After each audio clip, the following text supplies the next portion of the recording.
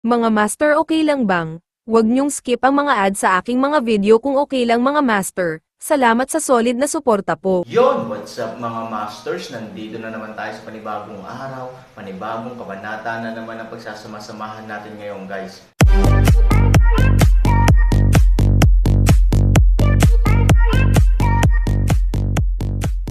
Bali mga masters, kung bago ka pa lang po sa aking YouTube channel, please click the subscribe button, lalong-lalo na po yung notification bell guys, para maging connected pa rin tayo sa isa't isa at maging updated kayo sa mga susunod ko pang video. Bali mga masters, bago natin umpisahan ng kwento ay mag-shoutout po muna tayo para sa mga solid nating tagapakinig. Shoutout kay Marboy Ribay at shoutout kay Arnel Dimapilis. Yun na nga mga masters, no? Bali hindi na ito patagalin. In 3, 2, 1, let's go! Han Sanchen, ano ang gusto mong gawin? If you have the guts, you can let the horse come here. Possible bang matakot pa kaming walo sa'yo? Not bad. Stop talking nonsense. Malamig na ngumiti si Han Sanchen. Okay, kung gayon ay magiging ayon sa gusto mo. Sa pagtatapos ng pag-uusap, bago makapag-react ang 8 tao, naramdaman nilang biglang nagdilim ang kanilang mga mata, na sinundan ng 8 sampal, na sinundan ng panibagong tunog.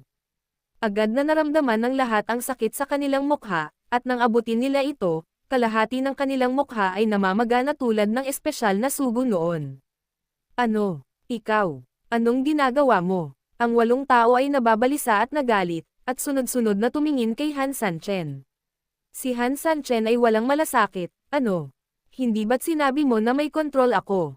Simple lang, sasampalin ko ang lahat, kaya hindi ko makokontrol ang sinuman, tama. Sa madaling salita, nagkakatitigan ang isang grupo ng mga tao na may malalaking mata at maliliit na mata. Ito ay simpleng hindi pagtrato sa mga tao bilang tao. Ang kahulugan ng panlilibak ay punong-puno. Gayunpaman, wala sa 8 tao ang nagmamalasakit sa alon ng panlilibak na ito. Ang mas inalagaan nila ay, makakagalaw talaga si Han Sanchen. Ano ang ibig sabihin nito? Nangangahulugan ito na ang 8 Devils Against Heaven ay hindi kasing lakas ng kanilang inaakala, dahil hindi nakulong si Han Sanchen. Imposible, Han Sanchen, bakit? Bagamat hindi gaanong accomplished kaming 8, they are still considered good players. Bukod sa paraan ng pag-imprenta, kung magkakaisa kami sa isa't isa, ito ay isang subo ng tubig, at ito ay mas mahusay kaysa sa mga ordinaryong tao. Kung hindi dahil sa katotohanan na ang 8 Demons Against Heaven ay may napakataas na hinihingi sa mga magsasaka, ang 8 ay magdududa kung ang kanilang buhay ay dinala ng iba, kaya hindi sila makakahanap ng kanilang sariling pagkain. Kung hindi ito ang aking sariling pagkain, kung gayon, si Han Sanchen ba ay walang talo? Nakakalungkot na hindi sasabihin sa kanila ni Han Sanchen ang sagot ngayon, ngunit gagamit lamang siya ng mga aksyon upang makagawa ng pinakamahusay na tugon. Sa sumunod na segundo, diretsyong gumalaw si Han Sanchen, at ang 8 magic pillar na nakakulong sa kanyang katawan ay direktang hinawakan ng kanyang mga kamay at inindayog sa buong katawan. Ang 8 lubid na dapat sana ay bitag sa kanya ay naging kasangkapan niya para matrap ang pang-8 tao sa isang kisap mata. Bago pa man magkaroon ng oras na tumugon ang 8 tao, inihagis na sila ni Han Sanchen. Bagamat ang ganitong uri ng paghagis ay hindi sapat na nakakapinsala para sa mga ekspertong tulad nila, ngunit, ang kahihiyan ay napakalaki.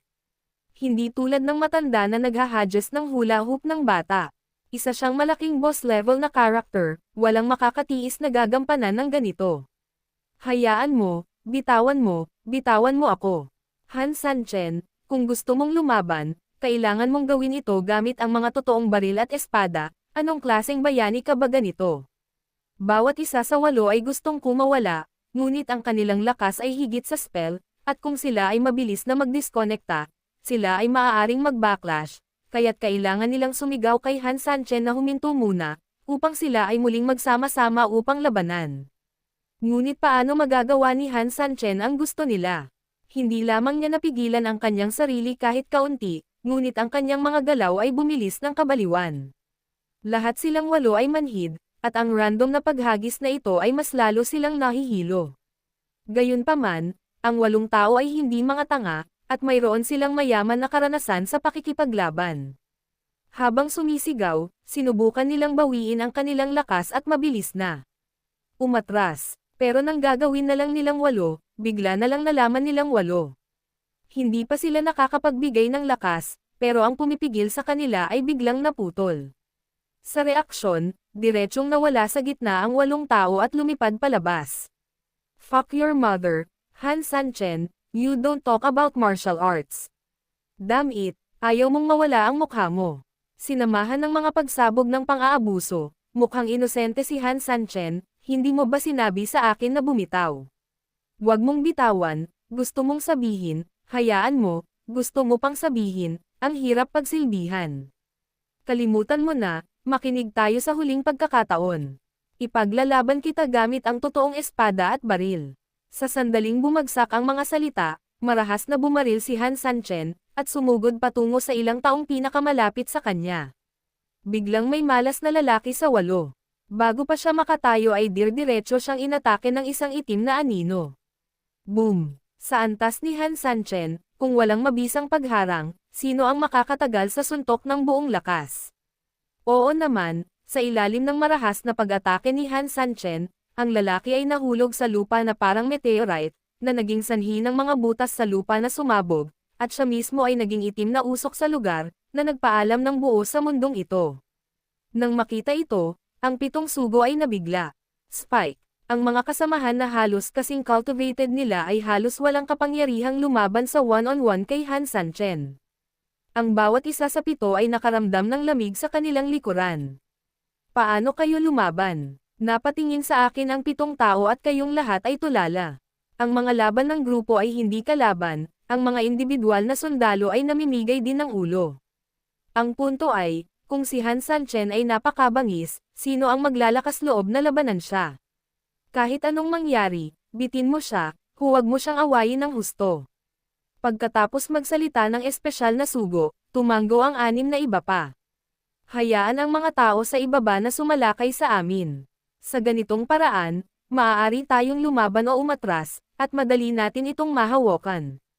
Sa pagtatapos ng pangungusap, ikanaway ng espesyal na sugo ang kanyang kamay, at ang mga sundalong nasa ibaba ay nagmamadaling sumaya at lumipad patungo sa Han Sanchen, at tumunog ang bomba, at biglang nagsimulang muli ang tunog.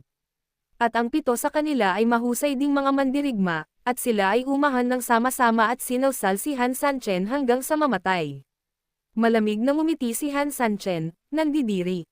Malakas talaga ang 8 Devils Against the Sky, sabi nga nila, hindi siya makagalaw pagkatapos matrap.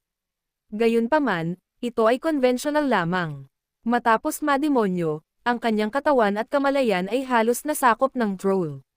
Dahil sa pagkakamaling ito, ang 8 sa kanila ay mas natrap ng troll mismo. Sa madaling salita, ito ang sariling super magic energy ng troll.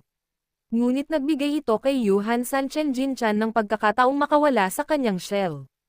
Kung ang kabilang partido ay bumalik muli, dahil sa lakas ng demonyo ng kasalukuyang troll, hindi siya siguradong magdedemonyo muli, kaya ang katapusan sa oras na iyon ay maaaring siya ay nakulong sa kamatayan. Sa makatuwid, para kay Han Sanchen, mayroon lamang siyang isang pagkakataon na talunin ang 8 devils ng kalaban-laban sa langit. Sa kabutihang palad, walang panganib sa isang operasyon. Ang taong pinakamalapit sa kanya ay pinatay niya, at ang 8 Devils Against Heaven ay opisyal na kulang ng isang tao, na nagpapahirap sa paghubog. Kung hindi dahil sa pagsira sa porma sayon, paano na lang huhulihin ni Han Sanchen ang sinuman at papatayin siya sa kanyang personalidad? Pagkatapos ng lahat, siya ang commander sa larangan ng digmaan. Kung wala ang 8 Devils, ano ang ginagamit mo para labanan? Ako, dahil lang sa marami kang tao. Malamig na sabi ni Han Sanchen. Sa sumunod na segundo, sa paggalaw ng kanyang katawan, diretso rin siyang sumugod patungo sa libu-libong tropa at sa pagkubkob ng 7 tao. Sa Yetian City, ang tahimik na pagbagsak ng karayom ay maririnig sa sandaling ito. Kung ikukumpara sa paulit-ulit na pagsabog sa labas ng lungsod, ang isa ay langit at ang isa ay nasa ilalim ng lupa. Ngunit ang Yetian City ay napakatahimik hindi dahil sa kung ano paman, kundi dahil sila ay lubos na natulala kay Han Sanchen. Ang mag-ama ni Luo Jin ay tuluyang nawalan ng katahimikan, at bahagyang ibinuka nila ang kanilang mga bibig ng magkasabay. Makalipas ang mahabang panahon, isang pagsabog sa labas ang nagpabalik sa kanilang dalawa sa realidad. Basta, totoo ba? Mabagal na sabi ni Luo Jin. Kung normal lang, tumanggo ka lang, ngunit medyo naninigas ang katawan ni Luo Yinger, at natagalan bago dahan-daang ibinuka ang kanyang bibig, parang, oo. 8 demonyo laban sa langit, itong si Han Sanchen ba talaga, gaya ng sinabi ni Yinger, hindi isang tao, hindi isang tao mula sa mundong ito. Anong uri ng kakayahan ito? Ayos ba ito? Pagkaraan ng mahabang panahon, muntik na siyang mabaon sa lupa noong siya ay matanda na, ngunit ang kanyang paningin ay sobrang sariwa ng isang binata, ito ay talagang nakatulala. Hindi rin alam ng aking anak, bagaman ang aking anak na babae ay katutubo lamang na naramdaman na siya ay makakalaya, Ngunit ang pag-iisip tungkol dito at ang magagawa ito ay dalawang mundo sa kanilang sarili. Nakakatakot talaga ang taong ito. Umiling si Luo Jin, Yinger, ang Yetian City ay hindi dapat saktan ang gayong tao, kung hindi, ang Yetian City ay mawawasak lamang tulad ng Chanmo Castle. Sa ngayon, bagamat may kapangyarihan ang mga demonyo na pamahalaan ang lahat ng nabubuhay na nilalang sa likod ng mga eksena, ang kailangan nating gawin ay tiyak na huwag tumabi. Dapat kilalanin ng mga maliliit na bayan ang kanilang sarili, pakikitungo sa isa't isa, at walang makakasakit. Ito, ang pundasyon ng ating pag-iral, alam mo ba? Nang marinig ang mga salitang ito, bahagyang nabigla si Luo Yinger. Alam ng aking ama na bagamat siya ay palaging mahina at mapayapa, hinding-hindi niya masyadong tatalakayin ang ilang mga usapin sa lungsod. Ngunit ngayon, sinabi ng kanyang ama ang mga salitang ito sa kanyang sarili, na nagpapakita na ganap na nasakop ni Han Sanchen ang kanyang ama sa kanyang pagganap, kaya sa mga mata ng kanyang ama, si Han Sanchen ay naging isa na maaaring makipagkompetensya sa mga puwersang nasa likod niya na mga tao.